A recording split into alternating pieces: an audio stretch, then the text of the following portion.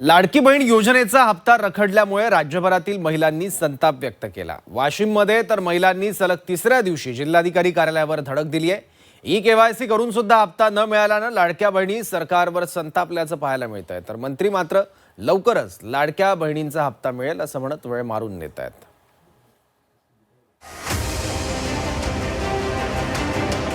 देवा भाऊ, खरं सांगा, आमचा हप्ता 2 महिने झाले आला नाही, मग तुम्ही आमचा हप्ता का देत ना? मतदान होतं तेव्हा आम्ही तुमच्या लाडक्या बहिणी होतो का? आता लाडक्या बहिणी वाऱ्यावर सोडून दिल्या का? लाडकी बहीण योजनेचा हप्ता रखडल्यामुळे राज्यातील महिला आक्रमक झाल्याचं पाहायला मिळतंय। ई-केवायसी करूनही लाडकी बहीण योजनेचा हप्ता मिळाला नसल्यामुळे महिलांनी सरकार विरोधात संताप व्यक्त केलाय। रखडलेल्या हप्त्यासाठी वाशिममध्ये सलग तिसऱ्या दिवशी लाडक्या बहिणींनी जिल्हाधिकारी कार्यालयावर धडक देत आंदोलन केलं। तर नोव्हेंबरच्या रखडलेल्या हप्त्यासाठी अमरावतीमध्येही लाडक्या बहिणींनी आंदोलन करत संताप व्यक्त केला होता। तर यवतमाळमध्येही हप्ता रखडल्यानं लाडक्या बहिणी भडकल्याचं पाहायला मिळत आहे। लाडक्या बहिणींना नियमित हप्ता मिळत नाही, मग आमच्या हक्काचे पैसे गेले कुठे असा सवाल लाडक्या बहिणींनी केला। तर मतदानापुरत्याच बहिणी लाडक्या होत्या का असा सवाल करत महिलांनी सरकारवर निशाणा साधलाय। देवा भाऊ, खरं सांगा, आमचा हप्ता 2 महिने झाले आला नाही, मग तुम्ही आमचा हप्ता का देत ना? मतदान होतं तेव्हा आम्ही तुमच्या लाडक्या बहिणी होतो का? आता लाडक्या बहिणी वाऱ्यावर सोडून दिल्या का? 1500 रुपयासाठी आमच्या लेकरा मुलाबाळाचं शिक्षण होते।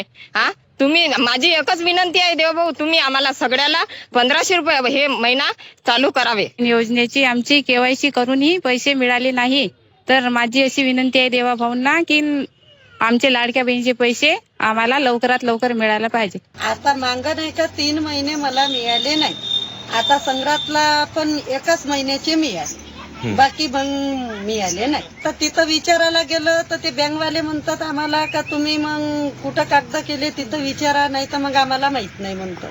2 वेळा केवायसी केली, 2 वेळा केवायसी करून मला पैसा भेटला नाही। मी विचारलं बँकेतल्या मॅडमले, तर मॅडम म्हणत का तुमचे पैसे तिकून आलेच नाही, तर आम्ही इथं कसे देवा?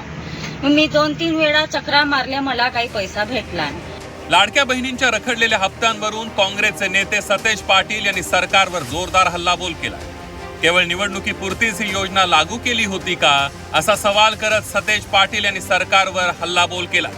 लाडक्या बहिणींची केवायसीच्या नावाखाली या ठिकाणी लाखो बहिणींचं अनुदान त्या ठिकाणी थांबवलं गेलं। मग गेले वर्षभर त्यांना अनुदान कसं मिळत होतं?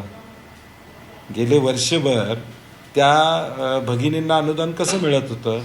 अचानक म्हणजे शासनाची आता लिक्विडिटी संपलेली आहे, पैसे देऊ शकत नाही, म्हणून आता असं काहीतरी करायचं आणि पेंडिंग ठेवायचं, म्हणजे आजचं मरण उद्यावर ढकलायचं, हा प्रयत्न शासनाचा चालू आहे। तर महिलांच्या सक्षमीकरणासाठी लाडकी बहीण ही योजना सुरू केली आहे। काही तांत्रिक कारणांमुळे हप्ता रखडला होता। लाडक्या बहिणींचे हप्ते लवकरात लवकर सुरळीत होतील असं आश्वासन मंत्री पंकज भोयर यांनी दिलंय। महाराष्ट्रातल्या महिलांना स्वतःच्या पायावर सक्षमीकरण करण्याकरिता महाराष्ट्राचे मुख्यमंत्री सन्माननीय देवेंद्र फडणवीस साहेबांनी लाडकी बहीण योजना ही महाराष्ट्रामध्ये सुरू त्या ठिकाणी केली होती। केवायसी करताना काही चुकीचे कॉलम त्या ठिकाणी भरण्यात आले, त्यामुळे काही आमच्या लाडक्या बहिणींचा हप्ता त्या ठिकाणी बंद झालेला होता।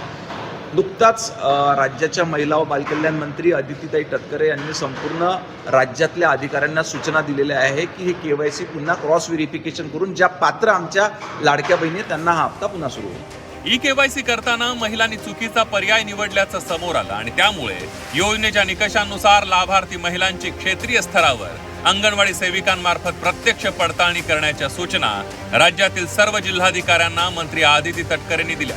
मात्र असं असलं तरी हप्ता रखडल्यामुळे राज्यभरातील लाडक्या बहिणींनी सरकार विरोधात संताप व्यक्त केला।